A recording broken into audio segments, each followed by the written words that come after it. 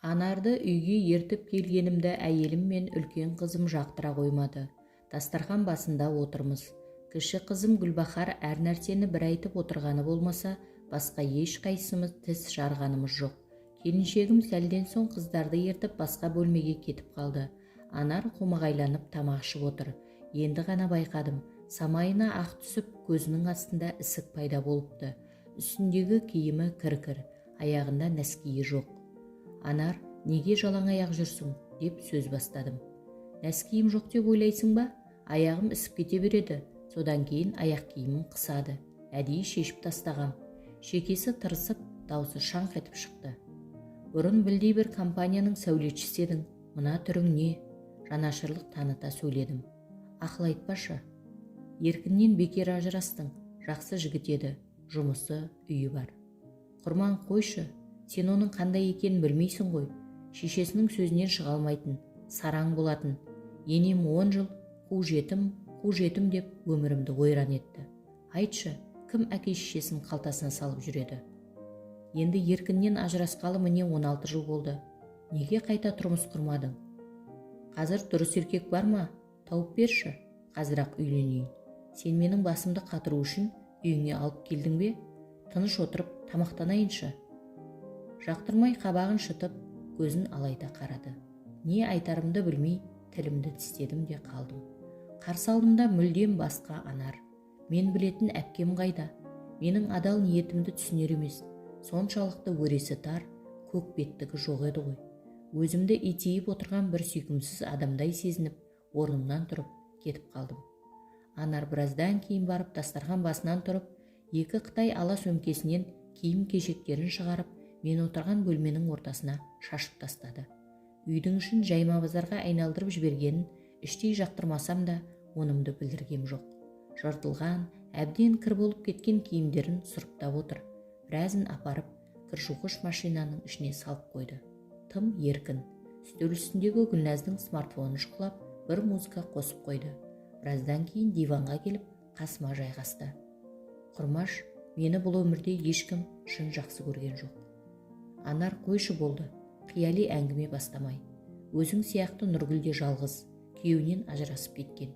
3 баласын асырап жүр, әйтеуір пәтер жалдап болса да күнін көріп жатыр ғой. Ал сен бір ай самалға қарай алмадың, жүрісің мынау. Нұргүлге сен қарайласасың, ал сен менің қызымның қолына 1000 теңге ұстаттың ба осыған дейін? Сені осы қалаға тартқан, жұмысқа орналастырған кім? Менің Жомарт ағамның достары. Осы әңгімеңді қойшы. Егер мен өзім еңбек етпесем, Жомарттың достары баяғыда жұмыстан шығарып жіберер еді. Жүзімді суытып, жақтырмай жауап қайырдым. Иә, бәріне өзің жеттің, өзің толдың. Сені бүгіннен бастап Мықтыбек деп атаймын. Көзі қанталап кеткен Анар кекете тіл қатты. Бағана ғана әпкемнің азған-тозған өмірі жаныма батып еді. Енді мүлдем басқа күйдемін. Қызының бағана айтқан сөзі рас болып шықты. Бұның бақытсыздығына өзгелер кінәлі екен. Өз өміріне өзі қас, ақылы таяз, кеудемсоқ есірікке қалай айналып кеткен. Көкірегімдегі уайым жоғалып, оған деген жек көрініш сезім бойымды билей бастады. Шекер тәтем жақсы адам еді. Өмірінің соңында ауыр індетпен күресіп, дүние салған байғұс шешемнің атын мейірлене айтқанда көңілім босап кетті. Шешем сені өз қызындай жақсы көрді ғой. Иә, білем, сен де сондай болғансың. Ал анау қақпас кемпірді жек көретінмін. Сен қаншық менің қызымды жұттың деп ұратын. Сонда менің не жазығым бар еді? Құрмаш, айтшы. Ой, сен де бір Анар, өткенді қайтесің бықсытып. Бүгінмен өмір сүрші. Ол кез өтті, кетті. Әжем қайтыс болды. Өлген адам жайлы жаман айтудың қажеті жоқ. Құрмаш, сен білмейсің ғой, білмейсің. Ал мен оның маған неге өш болғанын білетімін. Әкемнің де, шешемнің де, Жомарттың да өліміне сол қақпас кінәлі еді. Ренжіме, сен енді бұл жолы таза қудың. Жоқ, соңына дейін тыңдашы. Бәрі сол кемпірдің келуінен басталды. Папам бір айдай ішпей жүрген. Әжем өзі арақ берді сол жолы. Мамам шекер тәтем сияқты жуас емес еді ғой. Күйеу балаңызбен стакан соғыстырып отыруға ұялмайсыз ба деп ұрысты. Сосын ашуланып бөлмесіне барып жатып қалды. Содан кейін папам қарызға бір бөтелке арақ алып келді. Екеуі тағы да ішті.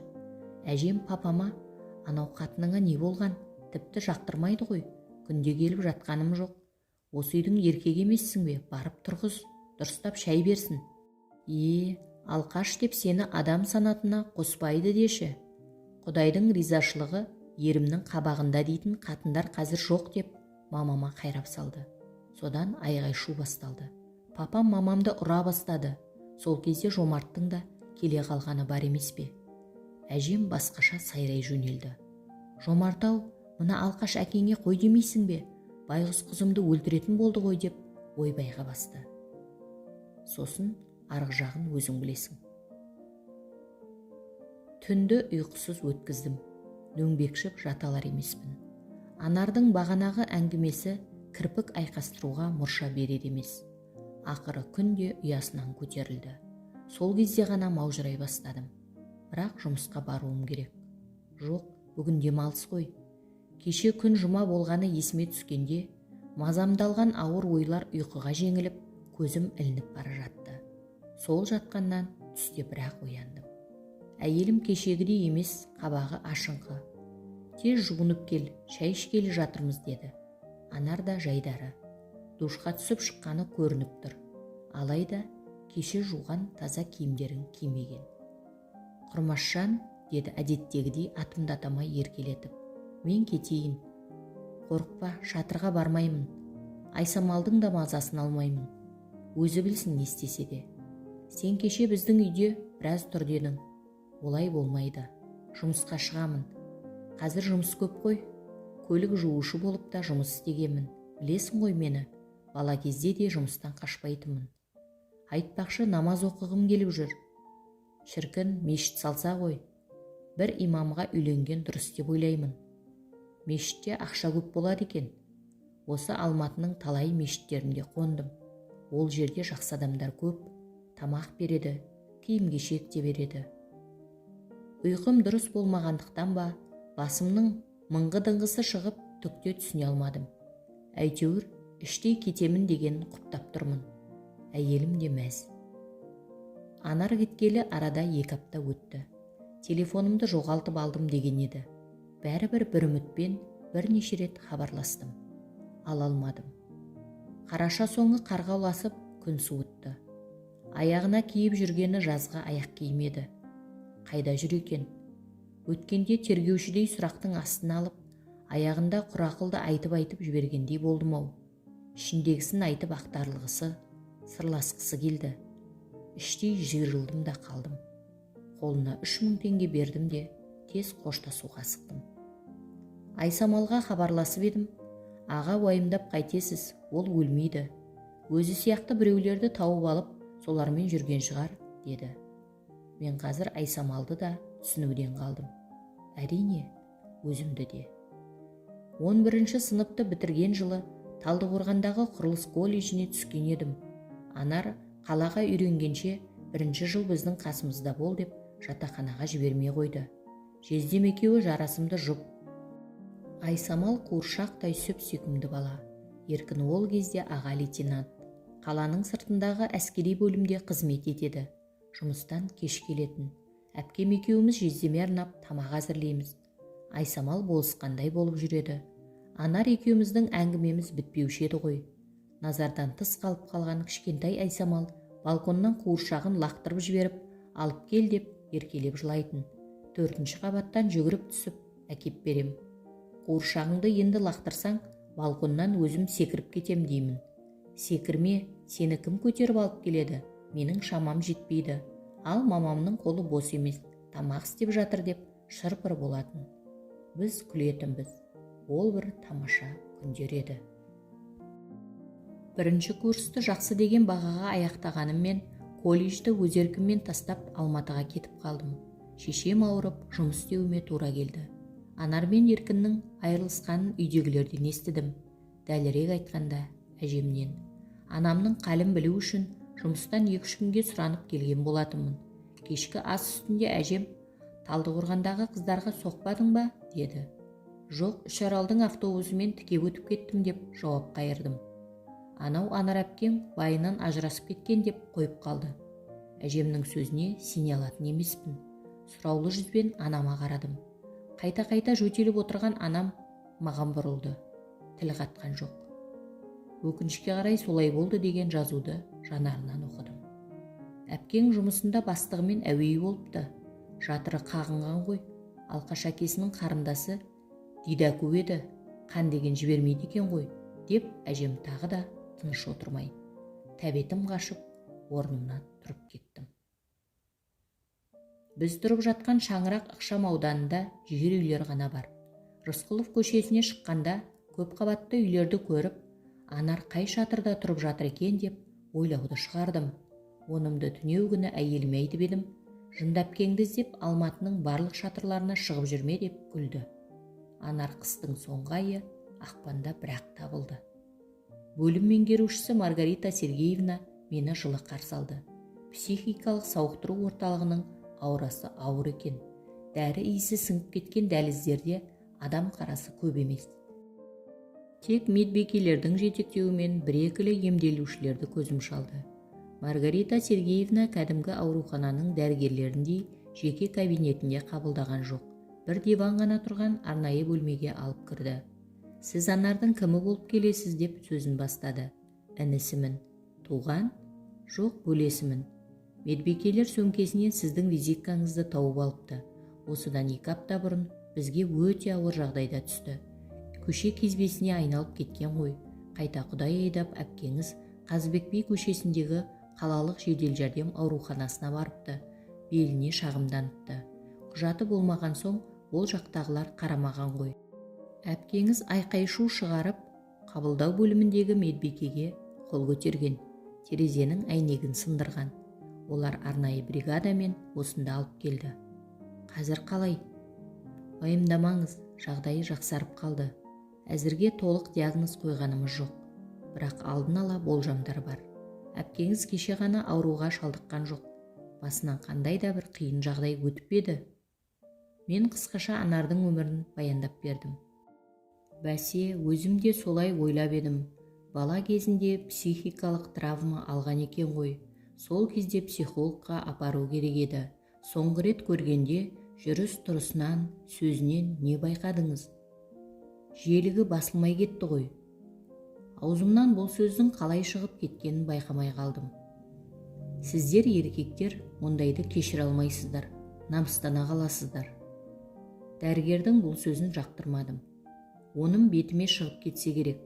Маргарита Сергеевна қоштаса бастады. Ұзақ жата ма? Дедім сасқанымнан. Бізге осы айдың 6-сы күні түсті. Толық 1 ай емделеді. Содан кейін дәрілерін беріп, үйге отпускіге жібереміз. Аптасына 1 рет алып кеп тұрасыз. 2 аптадан кейін жағдайына байланысты көреміз. Қазір 1 медбикені жіберем. Әпкеңізбен жолықтырады.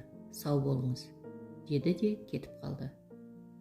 Көзі қысыңқы келген, ет жеңділеу, жасы шамамен 50-ден асқан медбикеге ілесіп, әйелдер бөлімшесіне кірдім. Есік арнайы кілтпен ашылады екен. Ұзын дәлізде 10 шақты әйел әрі-бері теңселіп жүр. Мені көргенде барлығы кілт тоқтай қалды. Бейне біреу бұйрықпен тоқтаңдар дегендей. Маған меңірейіп қарап біраз тұрды да қайтадан қозғала бастады. Теледидардың даусы шығып тұрған бөлмеден қалың көзілдірік таққан, ыржалаң еткен бір орыс әйел шығып, қасыма жетіп келіп тергей жөнелді. Кімге келдіңіз? Кімге келдіңіз деймін, неге үндемейсіз? Анарға. Кім боласыз? Інісімін.